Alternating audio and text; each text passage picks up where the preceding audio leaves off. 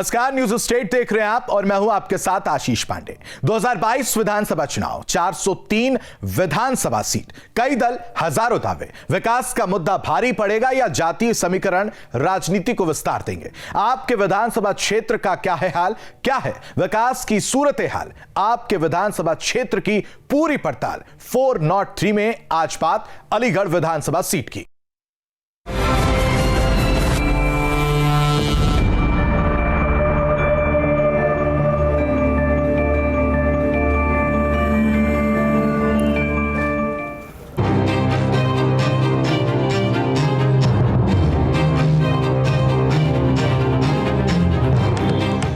अपने तालों के लिए मशहूर अलीगढ़ राजनीति के धरातल पर अपनी अलग अहमियत रखता है।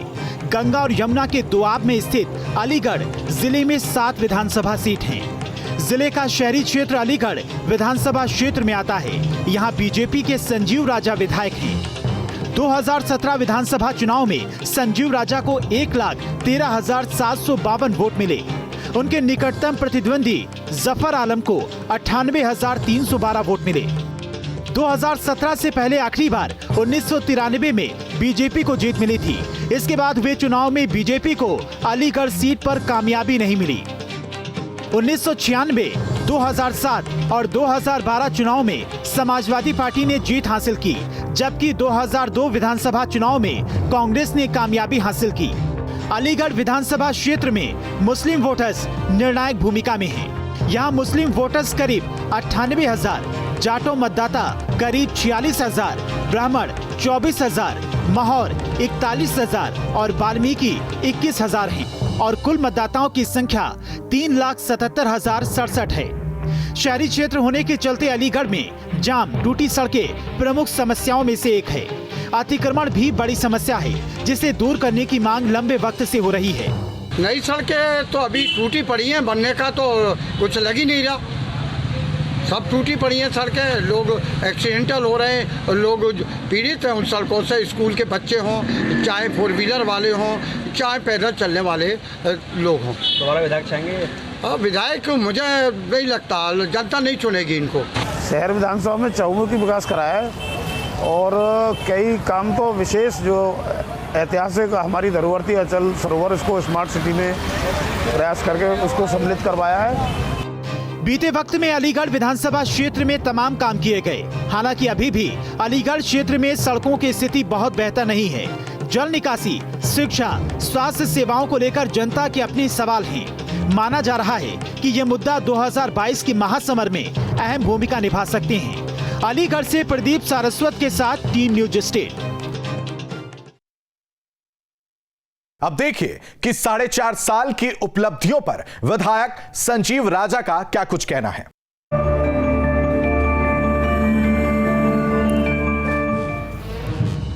इस कार्यकाल की सबसे बड़ी उपलब्धि, विकास के अनगिनत कार्य हुए हैं।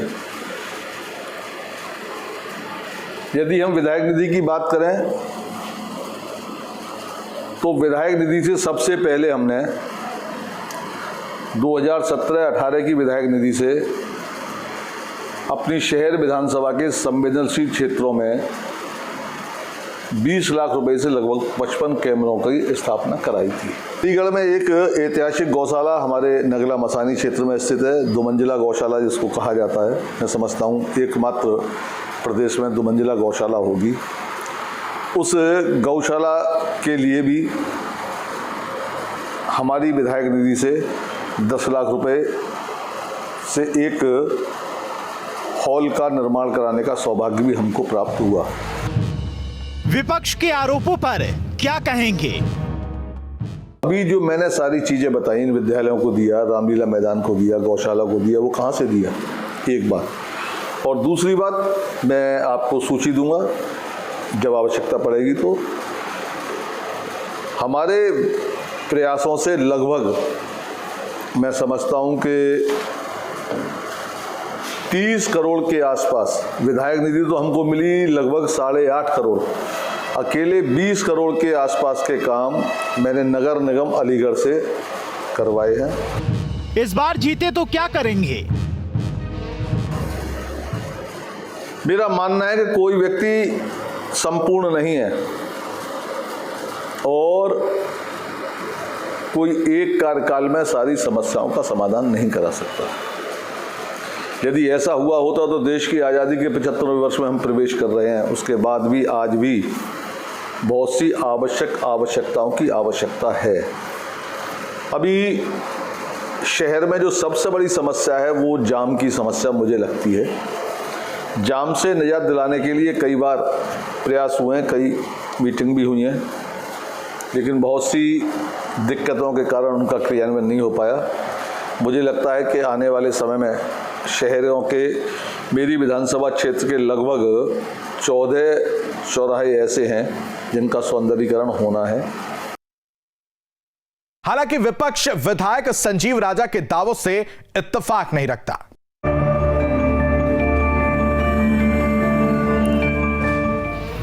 इस कार्यकाल में हुए विकास कार्यों को कैसे देखते हैं? विकास उसे कहते हैं जो उंगली पे आम जनता गिन के बताती है कि ये काम उनके कार्यकाल में उन्होंने कराया। मेरी समझ में तो ये समझ में आता है कि मुझे कोई नंबर देने पे बैठाएंगे आप, तो मैं 0 मार्क्स दूंगा उनको, मित्रवत होने के नाते उन्हें। क्यों? वो बताएं कि निधि के अलावा 1 रुपया बता दें, नॉट ए सिंगल पाई। ये बताते डीएस डिग्री कॉलेज है, वाराणसी डिग्री कॉलेज है, या खीरेश्वर धाम है, या आपका बच्ची बहादुर है, या आपकी बहुत सी धार्मिक हैं, जैसे आपका अचल सरोवर है। इनके लिए कितने करोड़ ला के दिया वो दिखा दे मुझे, तो मैं मान जाऊंगा। जनता आपकी पार्टी को वोट क्यों दे? इसके अलावा भी मैं कहूँगा आपसे कि ओवरब्रिज की बात है। ये सारे के सारे ओवरब्रिज हमारे कार्यकाल के रेलवे टाइम के हैं। एक ओवरब्रिज बता दें, अंडर पास होता कोई रेल का तो हम बता देते। या शहर में आपके सारसोल से लेकर के कंपनी बाग तक, उधर हवाई पट्टी तक, और इधर मथुरा आगरा की रोडों पर ओवरब्रिज सैंक्शन ही करा देते, सैंक्शन करा देते।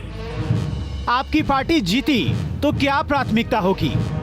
देखिए, मेरी सरकार आई तो पहला काम होगा, सारसोल से उठाऊंगा और एयरपोर्ट तक, कंपनी बाग से आगरा मथुरा रोड पर ओवरब्रिज होगा, नीचे भी रोड ऊपर भी रोड। अलीगढ़ की सारी समस्या खत्म। दूसरा काम होगा हमारा ड्रिंकिंग वाटर प्रोजेक्ट। मेरे कार्यकाल का आप भी पढ़ा है, अब वो 200 करोड़ का प्रोजेक्ट है, 250 का हो जाएगा तब तक। पीने का पानी गंगा जल जब तक वाटर रिसोर्सेज के स्वच्छ करने की मशीनों से इसके बड़ी टंकियों से नहीं जोड़ा जाएगा, तब तक यहाँ का आदमी स्वास्थ्य के लिए फिट नहीं हो सकता है। लेकिन सबसे बड़ा सवाल है कि आखिर क्षेत्र की जनता क्या मानती है, क्योंकि ये पब्लिक है जो सब कुछ जानती है।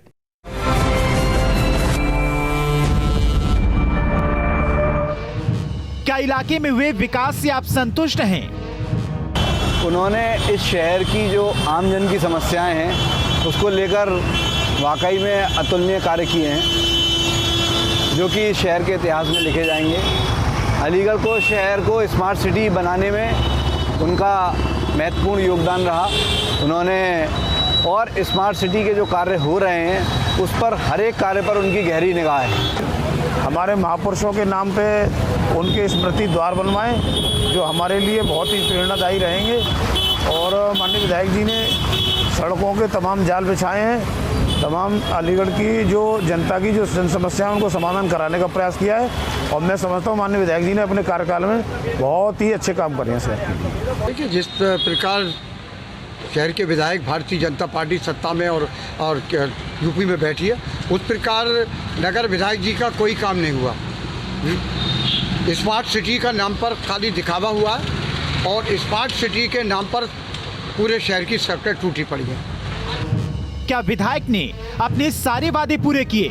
अभी 100% तो कभी किसी का कुछ होता ही नहीं है। कुछ छोटी मोटी कुछ सड़कें हैं, अब जब अमृत योजना से जो पाइपलाइन डली है उसमें कुछ सड़कें थोड़ी उखड़ गई हैं पाइपलाइन डालने से, तो उनकी रिपेयरिंग का काम है। छोटे मोटे काम रह गए हैं, ये चलते ही रहेंगे। ये तो स्थानीय समस्या क्या है? गरीब आदमी सरकारी अस्पतालों से भटककर वापस आ जाता है। सिर्फ पार्क तमाम जो हमारे बुद्धिजीवी जो हमारे देश के लिए बलिदान देने वाले लोगों के पार्क तमाम टूटे पड़े हैं। उन पार्कों का कोई विकास नहीं है, कहीं कोई विकास नाम की चीज़ है।